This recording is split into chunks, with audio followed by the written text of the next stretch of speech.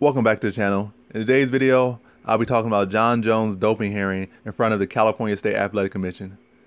And if you know John Jones, this isn't the first time that he's been in the same exact situation. This is probably the second or third time he's been in this situation. And that's just for drugs, not even just like car accidents or nothing like that.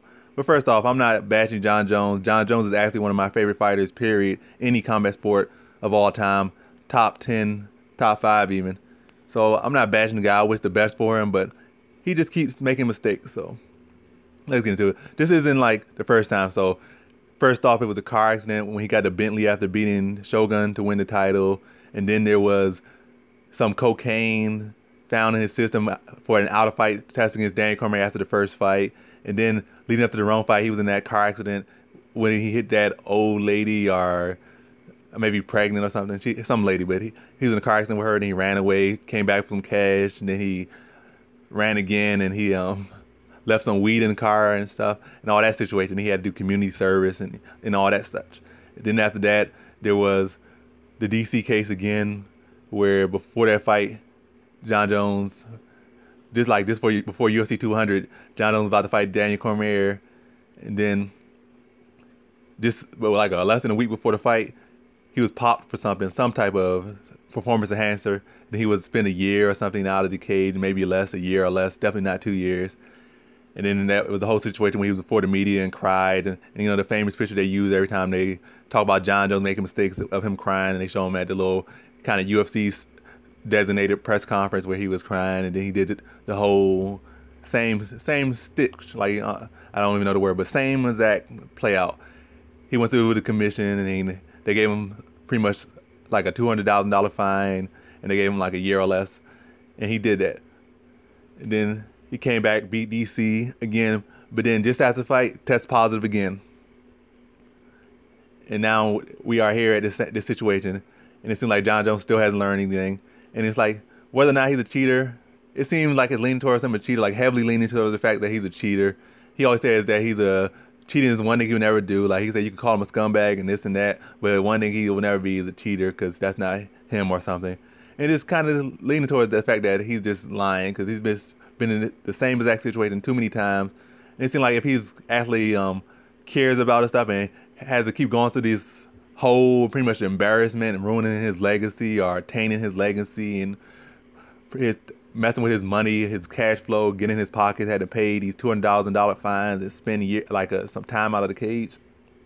Don't you think he would go in there and make sure that all his stuff is secured? He would talk to USADA about everything he's taking, every single supplement he's taking, and this and that, so that he doesn't had to keep spending time outside the cage and coming to court when he could be fighting and making money and improving his legacy and becoming a better fighter and stacking up his legacy. But no, it seemed like he keeps ending up in these situations. Because, like, let me see, somebody else, even Mighty Mouse goes in and makes sure that he checks with USADA about every single thing he takes, so he never ends up in this dumb situation. But John Jones doesn't. And that's not to say that, oh, John Jones is just as good as Mighty Mouse as far as being clean and all that stuff. Maybe not. You can't really compare them like that, because Mighty Mouse never popped for nothing. But still, Mighty Mouse never popped for nothing, never did this, never did that. But he makes sure that he checks in with USADA for everything he takes. And shouldn't John Jones do that as well? But no, he doesn't.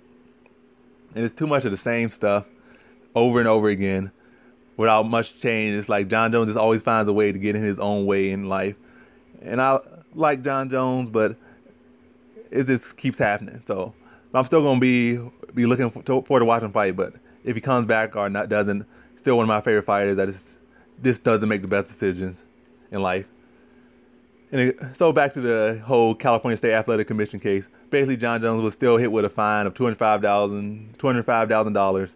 His license was revoked, and now he'll have to meet with USADA, and they'll give him potentially a 2 to 4 year suspension. But we don't know. He could get hit with just another year or less, like he has been before, for stuff I guess really was worse, like the car accident with the lady. I think that was worse than anything he's ever done. Worse than the drugs. He was in a car accident with a lady and basically just ran off, took his money, and just dipped. He didn't really check him or nothing. So that was really the worst thing he ever done, because he could have literally taken life easily right there. And he was given like less than a year and just some community service. So I don't know what will play out. I hope it all works out. Really, I hope they could give him like 2 months, really no time, and John Jones just cleans up his act, really cleans up his act, really gets on doing what he needs to do, and just gets back to fighting and not testing positive and clean up his act and all that stuff. Like clean up his drug test, just clean up his whole system, reinvent it. And I definitely think there's definitely a chance that people could be sabotaging John Jones, but really the case is, it just seems like you're more so sabotaging yourself because nobody else drove your car into crashing that lady, drove your rental car into crashing that lady's car, or drove your Bentley into a pole. That was all you. So it seemed like while they could, it's definitely a chance of sabotage. It seems like the biggest sabotager in John Jones' life is John Jones. But that basically just kind of sums up my whole opinion on the case and John Jones and his situation of constantly falling in and out and getting testing positives and his ups and downs. It's like a roller coaster. His life is like a roller coaster. His career is a roller coaster. But that completes my whole kind of synopsis and observation and opinion on this whole John Jones case. So thanks for watching. Like, comment, and subscribe, and come back for more videos. Peace.